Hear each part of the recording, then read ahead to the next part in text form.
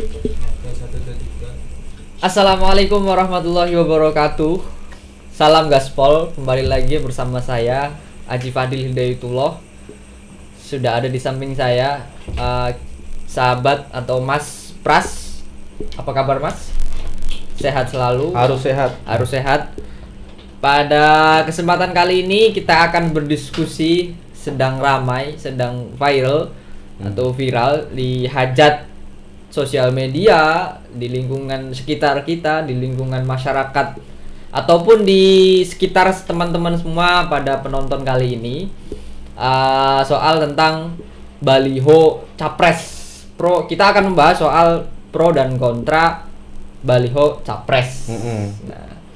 Nah, ini langsung saja Mas. Iya. Pada kesempatan kali ini kita akan mendiskusikan tentang pro dan kontra soal baliho capres yang bertebaran di seluruh di mana-mana di seluruh Indonesia ya, atau di masyarakat, di desa, di kota, di berbagai daerah itu sudah ada baliho yang dikemungkinan kan itu adalah calon presiden. Iya. Karena memang kita tahu tahun 2024 adalah pemilu. Betul. Nah, di bawahnya soalnya ada yang tulisannya 2024, ada yang macam-macam lah, macam-macam. Kalau menurut saya, ini saya pandangan dulu nih Mas sebelum ke Mas Pras ini. Monggo. Pandangan saya bahwa pada momentum kali ini sebenarnya adanya baliho capres itu menurut hemat saya itu kurang pas mengambil momentum kali ini karena masyarakat Indonesia sedang menghadapi suatu pandemi yang belum selesai dan masih berkepanjangan.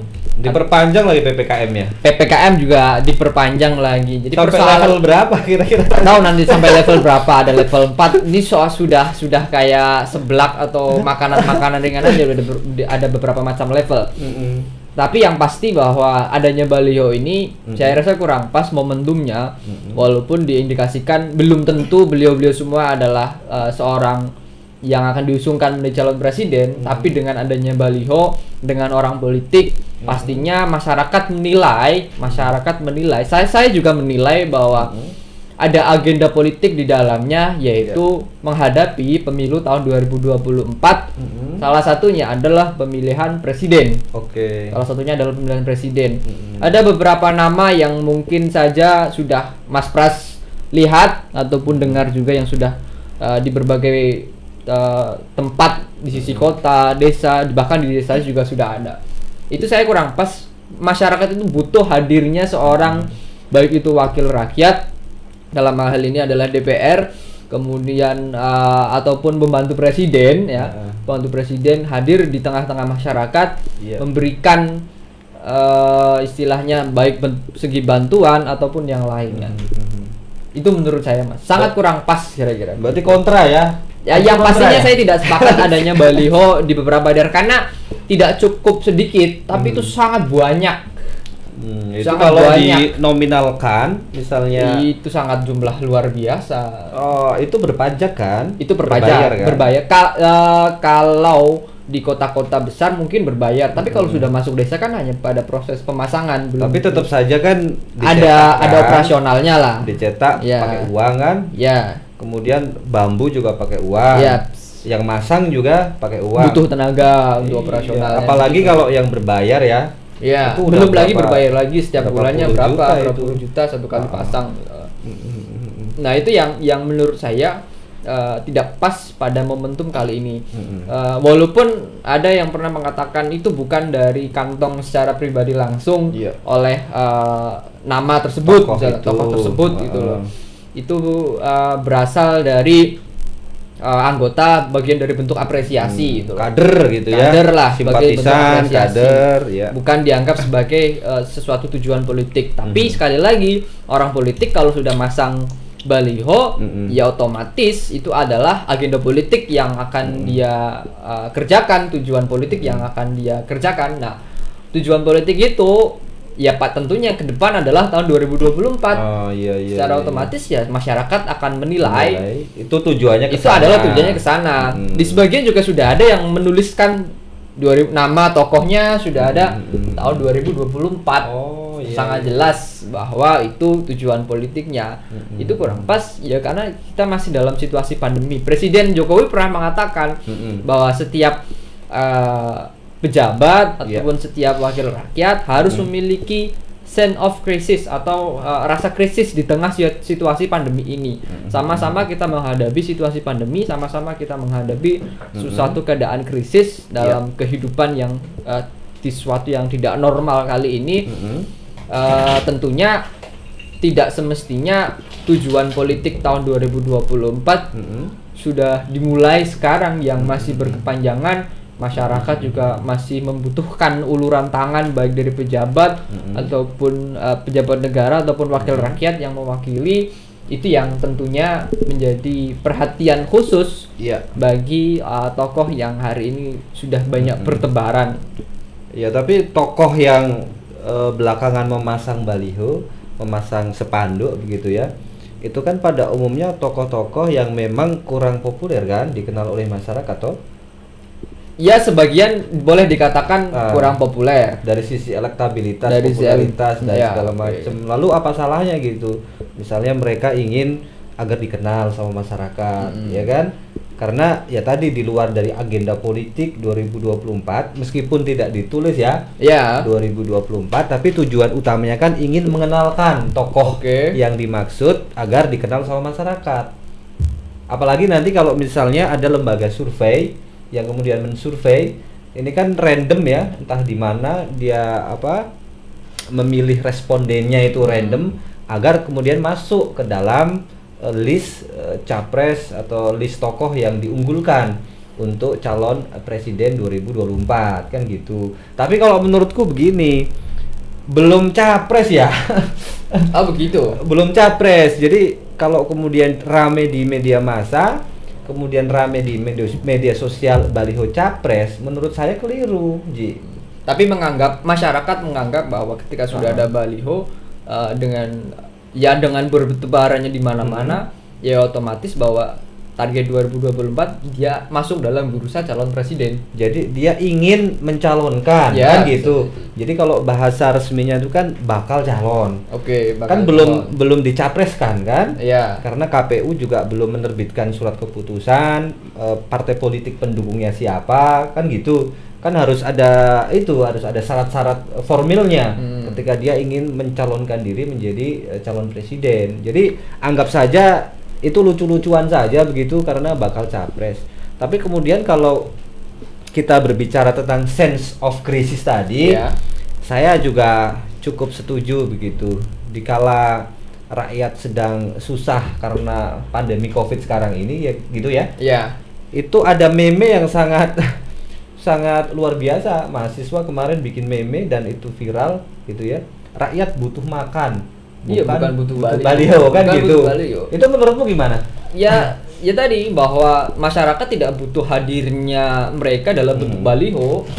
Tapi masyarakat lebih butuh mereka hadir di tengah-tengah masyarakat, hadir memberikan bantuan secara nyata, kemudian memberikan solusi apa yang semestinya dikerjakan untuk meredam pandemi COVID-19 ini selesai, kira-kira begitu. Masyarakat tidak butuh adanya baliho, tapi mereka kalaupun soal berkaitan dengan elektabilitas gitu, saya rasa itu juga bisa menjadi suatu hal yang sia-sia. Karena bagi saya tidak dikenal secara pribadi, personal, ataupun tidak dikenal sebagai bentuk prestasi, bukan bentuk prestasi. Kalau misal tokoh itu hadir di tengah-tengah masyarakat, kemudian berkeliling di seluruh Indonesia, artinya itu lebih punya prestasi bagi saya, bahwa itu layak kok untuk diperjuangkan menjadi calon presiden daripada membuang suatu energi yang sia-sia dalam bentuk baliho. Sedangkan masyarakat tidak butuh. Nah, jadi ngomong-ngomong tentang roadshow tadi, saya jadi kan ngomong roadshow kan ya. Jadi misalnya nih, ada tokoh bakal calon presiden, kita nggak pakai diksi itu ya. Ada tokoh bakal calon presiden, pasang baliho, tapi dia juga mempunyai rasa empati ke masyarakat. Misalnya, dia pasang baliho juga, tapi juga memberikan bantuan, dia buka vaksin gratis, sembako gratis, door to door, kasih masker. Itu kan juga sebenarnya tidak ada masalah tuh. Persoalannya bukan pada seperti itu ya, artinya adanya baliho ini seolah-olah masyarakat menilai bahwa tidak memberikan apa yang ada itu. Artinya terus yang dibutuhkan apa masyarakat sekarang? Hadir di tengah-tengah masyarakat. Oke, salah satunya itu, tapi alangkah baiknya bahwa energi yang kemudian disalurkan untuk pembuatan baliho ataupun yang lainnya sebaiknya lebih baik yaitu dihabiskan saja untuk bantuan baik itu vaksinasi, baik itu bantuan kebutuhan pokok kepada masyarakat yang ada di sekitar. Artinya roadshow dari satu tempat ke tempat yang memang dirasa kalau toh memang mau menaikkan elektabilitas itu lebih baik seperti itu. Tapi kan ada tokoh yang seperti itu, berarti dukung kan? Belum tentu juga, Mas. Maksudnya setuju dengan tokoh yang seperti itu. Dia pasang baliho juga, ya kan? Tidak kemudian baliho yang berbayar ya. Baliho karena rasa ini ya, kader misalnya gitu. Saya kira baliho sih untuk pemasangan baliho dalam momen kali ini kurang pas karena bisa saja menurunkan elektabilitas. Saya menganggapnya bahwa bisa saja menurunkan elektabilitas tokoh tersebut dengan adanya baliho. Bukan lebih dikenal, tapi ini kok gimana? Misal saya sendiri menilai gitu loh. Ini kok gimana lagi situasi kayak gini kok ya ada baliho bertebaran begini. Empatinya di jalan mana, saya gitu ya? saya jalan keluar baliho juga 2024 apalagi tagline-nya misalnya itu kan lah ini gimana, sedangkan misalnya tidak tokoh tersebut tidak sampai ke daerah saya, tokoh tersebut tidak sampai ke masyarakat yang membutuhkan, hanya ada beberapa titik saja, artinya seperti itu. Kalau misalnya nih menurut Aji ada tokoh bakal calon presiden yang digadang-gadang atau yang mau diusung gitu kan, dia pasang baliho tapi baliho layanan masyarakat, pakai masker, jaga jarak. Tidak ada masalah kan? Tidak ada masalah. Iya. Jenis seperti itu malah mengedukasi kepada masyarakat. Harusnya kan seperti itu mereka. Harusnya seperti itu. Bukan tapi tampang muka maksudnya. Iya. Jadi gue mau nyalon nih, misalnya enggak kan? Itu bisa lebih memberikan edukasi kepada masyarakat ketimbang hanya tagline 2024 kemudian tagline untuk tokoh tersebut. Iya. Itu yang menjadi sangat persoalan sih bagi saya. Lebih suruput baik dulu lah, suruput. Lebih baik mengedukasi kepada masyarakat pentingnya memakai masker, 3M segala macam, kemudian percepatan vaksinasi lebih diutamakan ketimbang yaitu tadi tampang muka. Suruput dulu lah. Tapi ketimbang tampang muka secara langsung dengan tagline 2024. Ya, kalau tidak benar-benar hadir di masyarakat. Oke. Kalau dari tokoh-tokoh yang kemudian muncul di berbagai sudut desa, di berbagai sudut kota, baik yang berbayar atau enggak, itu kan mereka punya anak buah ya. Kalau misalnya beliau menteri misalnya, menteri kan punya program tuh, punya program misalnya PEN, pemulihan ekonomi nasional, terus kemudian program beras, sembako dan lain sebagainya. Itu apakah ini kalau menurut Aji apakah relevan? Karena itu kan program pemerintah toh, bukan program pribadi dia gitu kan. Bang. Ya, gini Mas, dalam ini yang sering kali politisi di Indonesia itu memakai begitu, artinya program secara umum adalah pemerintah, namun digunakan sebagai bentuk kamuflase kampanye misalnya. Kamuflase kampanye. Programnya tulis ini contoh saja misalnya vaksinasi gratis, tapi gambar si pemberi bukan si pemberi sih, tapi lebih pada gambar tokoh tersebut itu lebih besar ketimbang tulisan vaksinasinya, kemudian percepatan vaksinasinya segala macam gitu loh. Saya rasa bahwa program vaksinasi itu baik, tapi lebih mengurangi eksistensi tokoh tersebut dalam situasi yang seperti ini gitu. Sehingga kita sama-sama merasakan. Saya rasa banyak kok, misal beberapa juga ada anggota DPR baik itu DPRD, DPR RI yang menggunakan vaksinasi gratis dari pemerintah, tapi disediakan juga berjejeran foto dari anggota tersebut. Itu bagi saya secara prinsip kurang relevan dengan ya vaksinasi sajalah. Misalnya pemberian vaksinasi gratis gitu loh, toh itu juga dari pemerintah. Kalau toh memang penyediaannya dari beliau, ya biarin aja gitu loh, nggak usah, ikhlas aja lah gitu, ikhlas aja lah. Eksistensinya mungkin bisa dikurangi, ataupun ketika mau mendekati, mau memang niat kampanye ya silahkan, memang itu adalah kampanye itu loh. Ada usul nih Ji, gimana? Ada usul dari Presiden Jan Cukers, tahu kan? Ya, Sujiwo Tejo. Mas Sujiwo Tejo. Kemarin viral itu bahwa kita nggak ini ya, berani nggak, kata Sujiwo Tejo ya, berani nggak itu tentara Satpol PP atau siapa gitu kan menurunkan baliho bakal capres. Itu menurutmu gimana? Dan nanti itu bisa ditanyakan langsung ke pihak-pihak terkait. Enggak, artinya kan itu otokritik gitu ya. Ya, otokritik. Tapi kalau sudah terpasang dan sudah dibayar melalui pajak, itu akan terasa sulit ya, karena itu sudah melewati proses pemasangannya. Tapi yang bertebaran tanpa izin, tanpa segala macam, sebaiknya perlu dipindahkan ataupun digeser ataupun dicabut sekalian. Atau tadi diganti dengan iklan layanan masyarakat yang lebih mengedukasi kan gitu ya. Iya, ngomong-ngomong soal elektabilitas capres nih. Coba nih, saya lihat. Coba ada ini baru nggak? Berita terbaru nggak elektabilitasnya?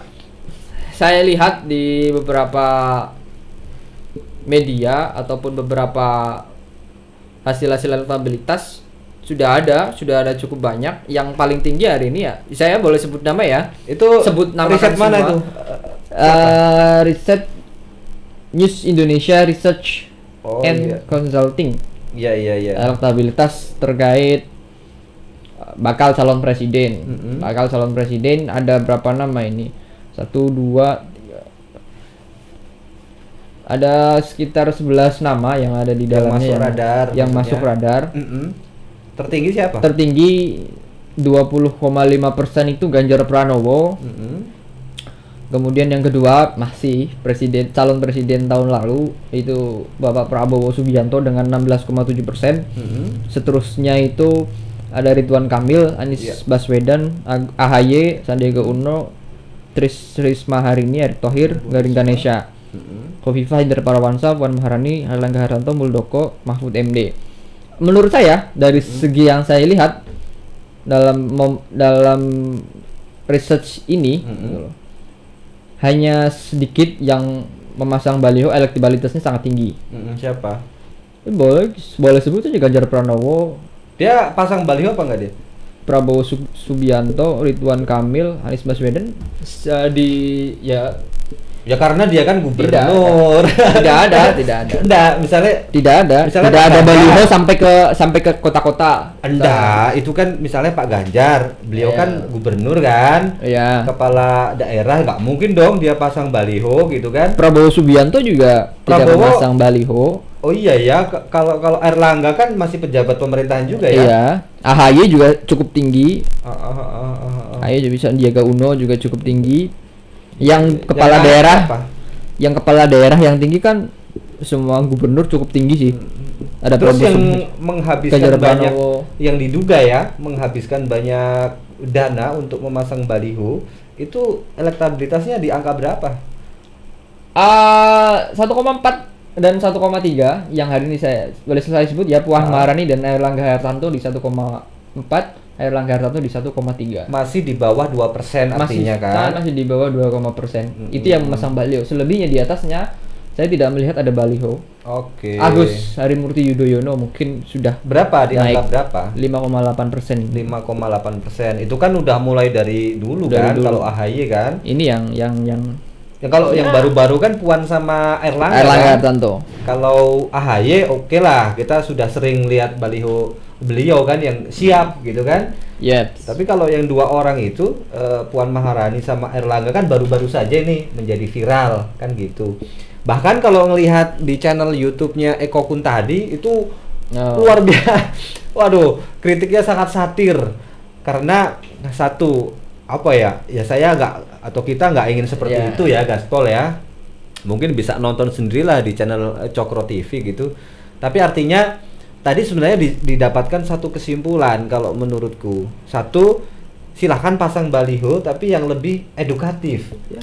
Itu ya lebih diterima, bukan kemudian tebar pesona gitu kan, betul. Dengan hanya memasang wajahnya dia gitu kan, dengan tagline 2024 atau visinya dia atau apa gitu kan, itu masih jauh ya kan, masih jauh, tapi kan proses ya menuju ke sana itu kan dimulai Maret 2022 toh ya. Jadi secara pemasaran politik juga mereka harus mulai dari sekarang, startnya itu jangan sampai ketinggalan start dengan tadi. Kalau kita bicara survei elektabilitas dengan tokoh-tokoh yang sudah di atas 10%.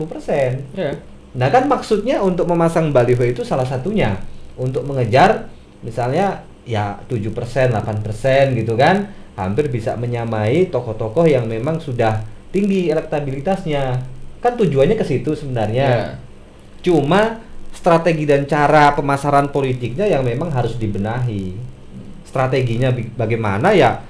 Kalau kita bicara pemilih milenial gitu ya dan Gen Z itu kan komposisinya kan 40% ya dari seluruh pemilih di Indonesia.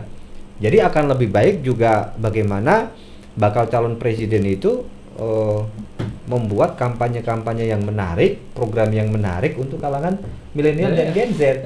Itu kan cukup murah biayanya toh, di media sosial, di Instagram, di Facebook, di YouTube gitu dan lain sebagainya, di TikTok.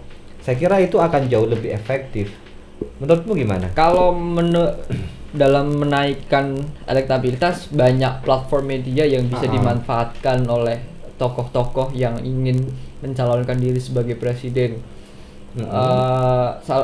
Salah satu yang menjadi kekurangan hari ini dengan pemasangan baliho itu adalah menurut saya adalah sesuatu yang tidak baik, tidak cukup baik, karena dalam situasi ini kita masih menghadapi pandemi COVID-19 yang belum juga selesai dan kemungkinan bisa juga sampai panjang.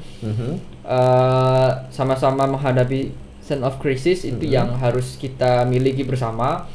Kemudian bisa memanfaatkan media-media yang lain, media-media baik itu media sosial yang lebih diterima dan saya rasa lebih murah ketimbang baliho. Kemudian semua orang hari ini memegang smartphone-nya masing-masing, baik itu Instagram, YouTube, Facebook, itu merupakan alat efektif lah ya. Menurut saya cukup efektif ketika berkeinginan menaikkan elektabilitas tokoh ya untuk bursa calon presiden, ketimbang harus mengeluarkan energi yang menurut saya sia-sia dalam bentuk baliho bertebaran di mana-mana. Cukup saja ketika toh bentuk apresiasi, ya silahkan menggunakan platform media sosial yang saya cukup murah kok, tinggal di share, selesai itu urusan. Artinya ada buzzer gitu ya yang memang mengelola itu. Ya kalau saya bukan buzzer ya, lebih baik organik saja. Artinya baik itu kader partai misalnya ataupun kader partai ataupun relawan-relawan yang dibentuk untuk bisa memberikan efek tersendiri untuk menaikkan elektabilitas gitu. Ya mungkin pembahasan tentang baliho cukup sekian. Tadi kesimpulannya gimana jadinya? Pro apa kontra? Kesimpulan saya dengan adanya baliho bertebaran di seluruh Indonesia ataupun di beberapa tempat wilayah, mungkin di teman-teman juga, tidak cukup baik dalam momen situasi kali ini. Dalam menaikkan elektabilitas, ada platform lain yang mestinya bisa dimanfaatkan dan mengurangi biaya energi untuk baliho. Dan satu hal yang paling penting adalah kita masih menghadapi pandemi. COVID-19. Maka yang terpenting adalah melakukan pemberian bantuan kepada masyarakat, baik itu kebutuhan pokok, melakukan sosialisasi percepatan vaksinasi.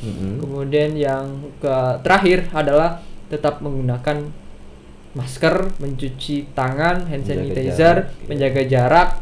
Itu yang paling penting dan paling diutamakan ketimbang memikirkan siapa di tahun 2024 presidennya. Itu masih sangat panjang. Jadi belum ada tokoh nih yang mau saya sendiri belum ada. Kalau dari saya singkat saja, terlepas dari pro dan kontra, kita objektif saja gitu.